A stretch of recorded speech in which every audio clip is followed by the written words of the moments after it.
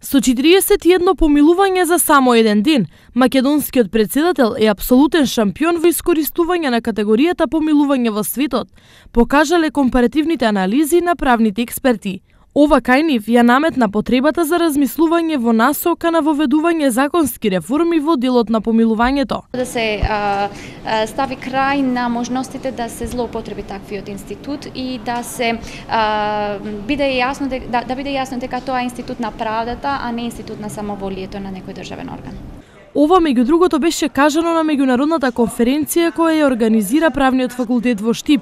На истата, експерти од 10 земји од светот дискутираа за теми поврзани со правото, политиката, општеството, комуникациите и безбедносната состојба.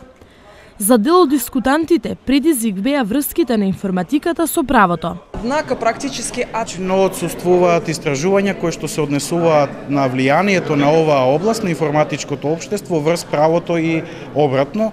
Изменение и посвещена. Целта на овој семинар е да се согледаат општествените промени во глобалниот свет.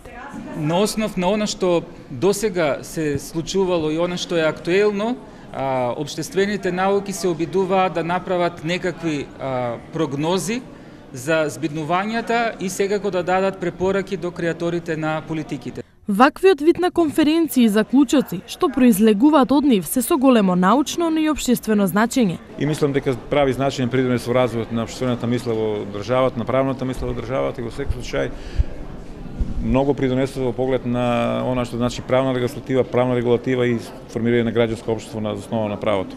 Вакви научни конференции со меѓународен карактер организираат сите факултети во склоп на УГД, како дел од општествената и научна компонента на универзитетот.